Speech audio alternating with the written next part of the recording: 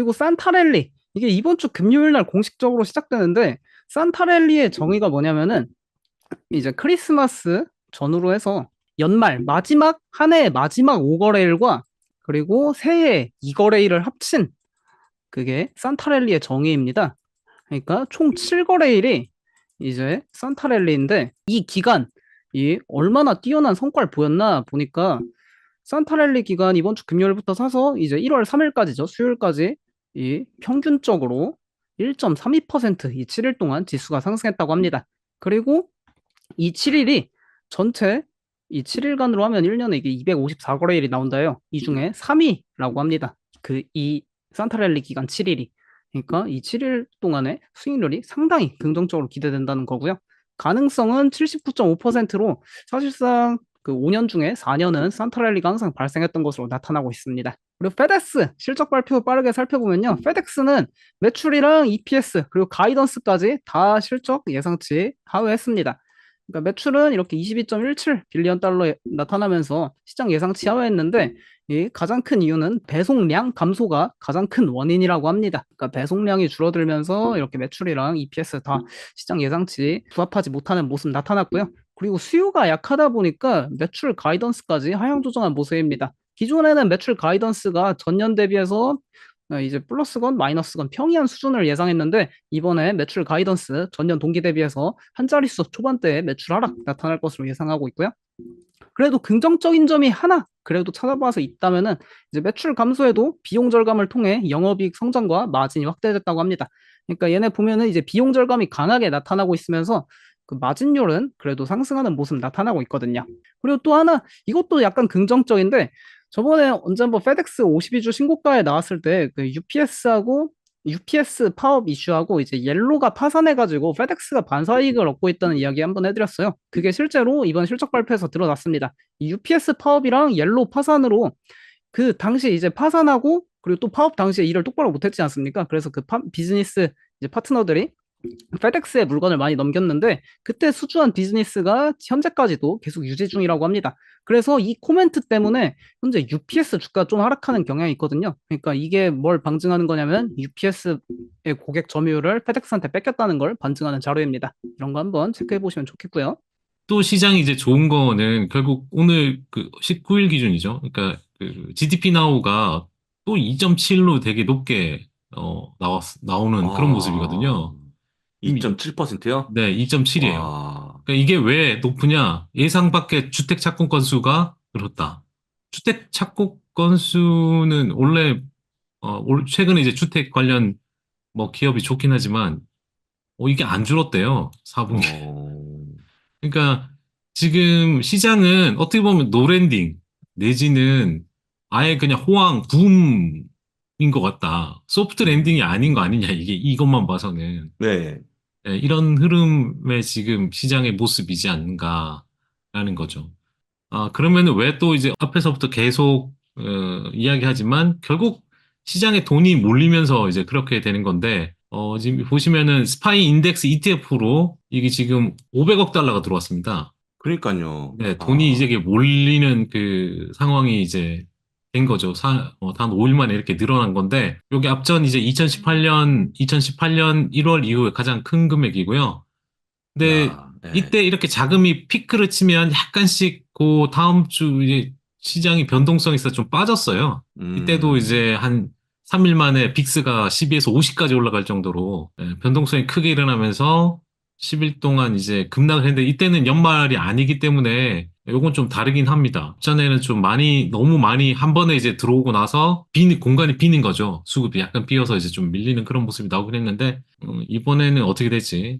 일단 시장에 돈이 몰려 들어오고 있는 건 사실이다라는 거. 다음은 톱니가 이번에 왜 그러면은 그 랠리가 됐냐에 대해서 이제 좀 써놓은 게 있더라고요. 어, 그래서 최근에 앞서 그 매그 세븐 이야기했지만 다른 것도 다 올랐는데 스몰캡, 금융주, 그다음에 그 동일 가중 S&P 500 여기도 랠리를 보였잖아요. 네. 랠리를 보였는데 그 주된 이유는 그 대형주 펀드 매니저, 대형주를 다루는 쪽에서 보시면은 이 그 펀드 매니저 65%가 소위 말하는 이 여기와 관련돼서 그 그 급등을 하는 주식들을 놓쳤다는 거예요. 그러니까 벤치마크를 이제 잡을 수 없는, 그러니까 그걸 이제 너무 빨리 올라가니까 못 잡은 거죠. 그러니까 그래서 미싱을 해서 그것 때문에 더 빨리 올라갔고, 또 하나는 그 펀드 매니저들이 이 낙폭과대나 이제 공매도 종목을 매수한다는 것은 헤지 펀드가 반대에 이제 숏 커버링을 했다는 뜻이 된다고 합니다. 그래서 음, 요것도 이제 있었고, 그 다음에 지난 5년 중 가장 높은 수준으로 그 헤지 펀드가 숏 포지션을 가지고 있었기 때문에 그 앞서 이제 11월에 오른 거는 그 저번에도 말씀드린 순 그 주식 매수보다는 숏 커버가 좀 많았다고 했잖아요. 그러니까 네. 그런 여기서도 이야기하고 있고, 그다음에 납폭과대 종목의 랠리를 보였던 거는 이 CTA 매수, 그러니까 이게 올라오니까 매수를 촉발시켜서 모멘텀이 붙어서 이제 그렇게 됐다. 마지막은 포모가 좀 일어났나 봐요. 여기서는 개인 투자자들이 드디어 주식 시장에 자금을 투입했다. 일부 네. 이제 포모가 좀 있었겠죠. 못 참고 이제 들어왔다. 이렇게 보시면 될 것 같고요. 다른 거 보지 마시고 이거 보시면 좋을 것 같습니다. 요 파란색, 요거 보시면 좋은데요. 이게 뭐냐면 러셀 2000 중에서 그로스 주식 중에서 현재 돈을 못 버는 기업들의 퍼센테이지 점점 증가하고 있죠.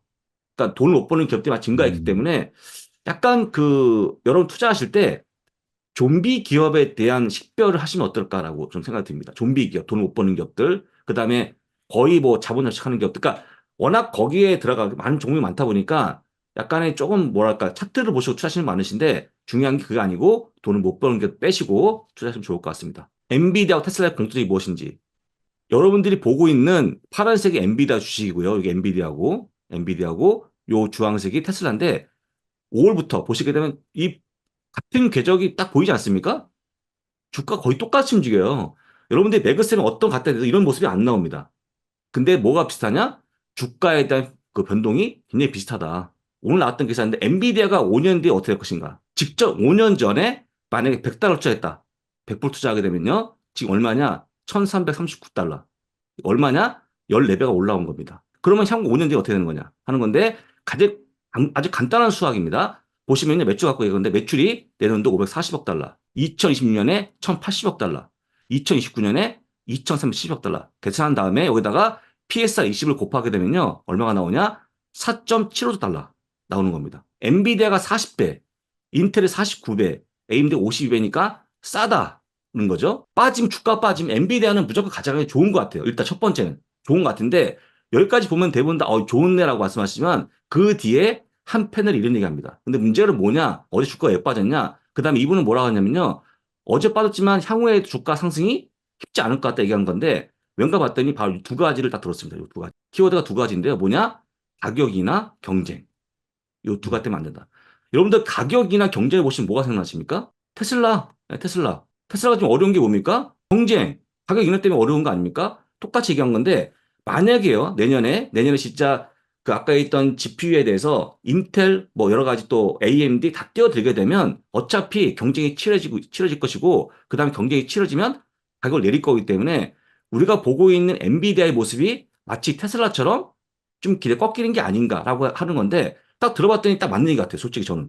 왜냐면 지금 아시겠지만 너도 나도 지금 AI 칩 만들려고 애를 쓰고 있고요. 그 다음에 또 한 가지 칩이 나오면 무조건 가격 인하가 되지 않겠습니까? 라는 얘기죠.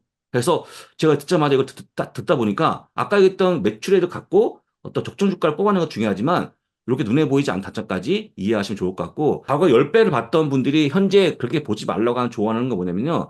이제는 아까 얘기했지만 성숙한 기업으로 올라와 있고 그 다음에 그 계속해서 경쟁이 치열해지고 가격 인하가 되게 되면 쉽지 않을 것이다 하는 거기 때문에 이렇게 반영된 것들이 만약에 엔비디아까지 포함된다면 쉽지 않다는 게 어제 나왔던 패널들의 얘기였다. 라고 보시면 좋을 것 같습니다. 함께 하신 모든 분께 다시 한번 감사드리고 저희는 물러가겠습니다. 자, 고맙습니다. 감사합니다.